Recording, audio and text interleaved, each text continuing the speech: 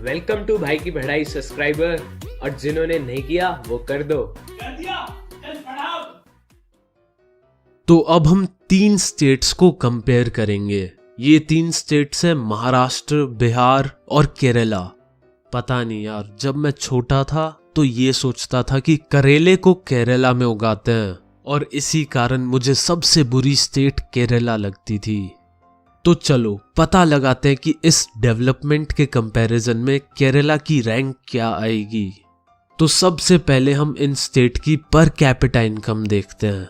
और याद रहे, जितना भी मैं अब डेटा बताऊंगा वो 2013 और 14 के आसपास का है। तो महाराष्ट्र की पर कैपिटा इनकम है 1,17,091 रुपीज। वहीं केरला की है 1,03,820 रुपीज। और अपने बिहारी बाबू की है 31,199 रुपीज। और जैसा कि हम जानते हैं कि पैसा ही सब कुछ नहीं है, आजकल डेवलपमेंट में हेल्थ और एजुकेशन को भी इम्पोर्टेंट मानते हैं। तो अब हम बात करेंगे IMR यानी infant mortality rate. This indicates number of children that die before the age of 1 year per 100 live births in a particular year। लेकिन अब हम per 1000 live births का कंपैरिजन करेंगे। तो 2013 में महाराष्ट्र में 24 बच्चे पैदा होने के 1 साल के अंदर मर गए, यानी अपना फर्स्ट बर्थडे केक भी नहीं काट पाए। केरला में 12 बच्चे 1000 में से पैदा होने के 1 साल के अंदर ही मर गए, और बिहार में ये आंकड़ा 42 पर पहुंच जाता है। अब बात करते हैं लिटरेसी रेट की। महाराष्ट्र का लिटरेसी रेट है 82%, केरला का 94% और बिहार का 62, यानी बिहार में सिर्फ 62% लोग ही पढ़ लिख सकते हैं।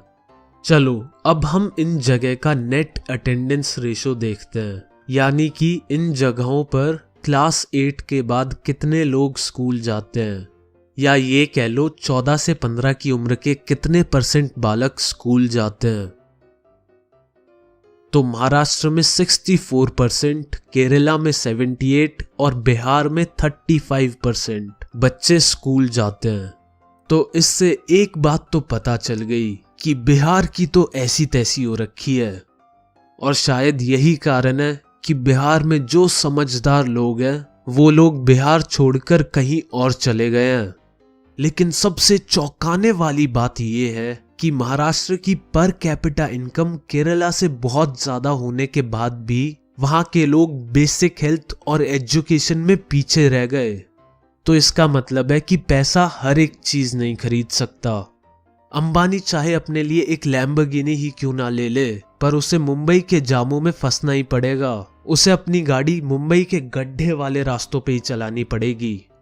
हमारे देश का प्रधानमंत्री, जो इस देश का सबसे पावरफुल इंसान है, उसके पास कितनी ही पावर और पैसा क्यों ना हो, पर जब तक वो दिल्ली में है तब तक उसे वही पॉल्यूशन का सामना करना पड़ेगा जो एक आम इंसान करता है। तो इन जैसी प्रॉब्लम्स को सॉल्व करने के लिए पूरी कम्युनिटी को एक साथ आना पड़ेगा, और यही चीपेस्ट वे है, यानी सस्ता। मान लो तुम्हारे इलाके में बहुत सारी चोरियां होती हैं, तो तुम क्या करोगे? पूरी कॉलोनी मिलके 5-6 चौकीदार रखेगी, या हर घर अपने लिए एक पर्सनल चौकीदार रखेगा?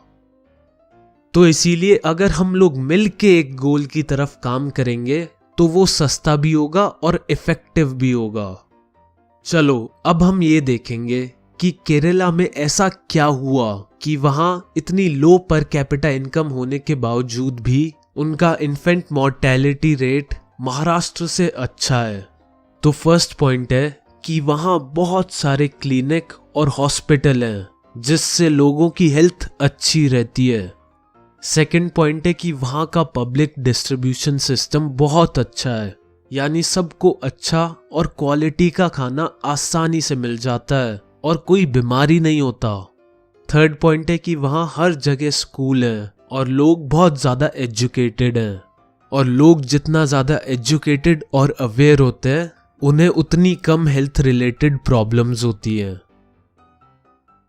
तो अब हम बात करेंगे BMI यानी बॉडी मास इंडेक्स की। वैसे तो ये इम्पोर्टेंट नहीं है, लेकिन कभी कभार 3-4 साल में एक बार क्वेश्चन आ जाता है। तो BMI का फॉर्मूला है एक बंदे के वेट को उसकी हाइट के स्क्वायर से डिवाइड कर दो। वेट kg में होना चाहिए और हाइट मीटर्स में। और अगर फिर आंसर 18.5 से कम आया तो इसका मतलब है वो कुपोषण का शिकार है। और अगर 25 से ज्यादा आया तो समझ लेना गरीब लोगों का सारा खाना यही इंसान खा रहा है और देश में भूखमरी इसी इंसान के कारण हो रही है। और अगर 18.5 और 25 के बीच में तो ये इंसान नॉर्मल है। चलो अब HDI रैंक्स देखते हैं, यानी ह्यूमन डेवलपमेंट इंडेक्स रैंक। ये बेसिकली रैंक्स होती है कंट्री की अकॉर्डिंग टू देयर डेवलपमेंट।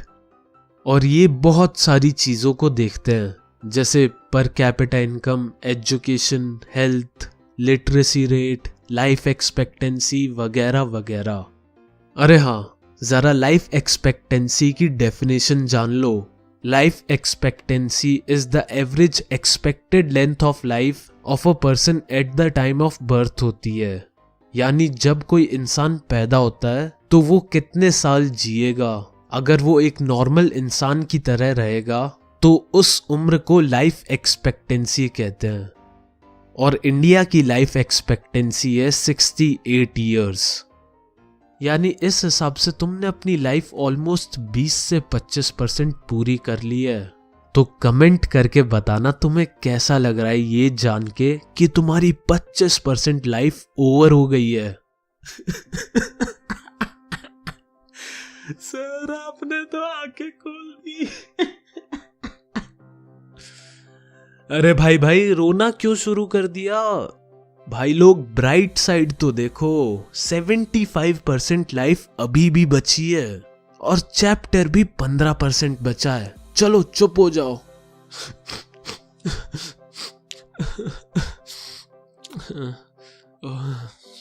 शाबाश, चैप्टर पे ध्यान दो।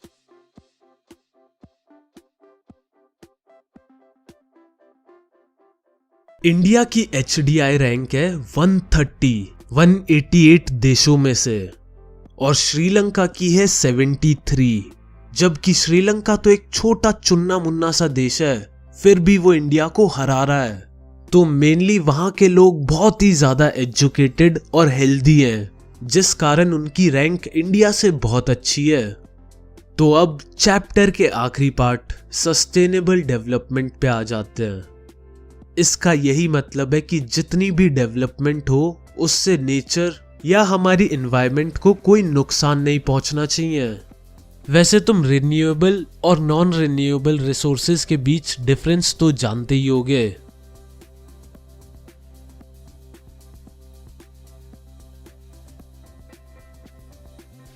तो हम नॉन रिन्यूएबल रिसोर्सेज को अपनी डेवलपमेंट के लिए यूज कर रहे हैं, स्पेशली क्रूड ऑयल। तो शायद कुछ 100 सालों में क्रूड ऑयल खत्म हो जाए और तुम्हारे परपोतों को शायद पता भी ना चले कि पेट्रोल पंप नाम की भी कोई जगह होती थी। तो मेन बात यही है कि हमें चीजों को यूज एक लिमिट में करना चाहिए। और मॉरल यही है कि तुम्हारी 25% लाइफ खत्म हो गई है तो जरा सोच समझ के स्ट्रीम लेना, क्योंकि वही तुम्हें पूरी जिंदगी करना पड़ेगा।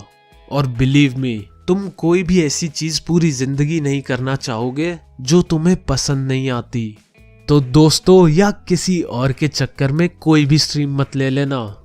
तुम्हें जो बनना है, तुम्हें जो करना है, उसी हिसाब से अपनी स्ट्रीम चूज करना। अगर तुम्हें एक्टर बनना है तो बनो, फुटबॉलर बनना है तो बनो, साइंटिस्ट बनना है तो बनो, गेमिंग करनी है तो करो, बस ड्राइवर बनना है तो बनो, सिंगर बनना है तो बनो, टीचर बनना है तो तुम मुझे ये बताओ कि दुनिया में सारे प्रोफेशन खत्म हो गए थे जो तुम्हें टीचर बनना है? सही बता रहा हूँ, टीचिंग का भूत उतार लो, वरना तुम समझ ही जाओ। चलो बाय, एंजॉय करो और जो बनना है बनो। पर मेनली एक ढंग का इंसान जरूर बन जाना, क्योंकि 99% लोग इस बेसिक चीज पे ही फेल हो जाते हैं। 난 여전히 서 있어.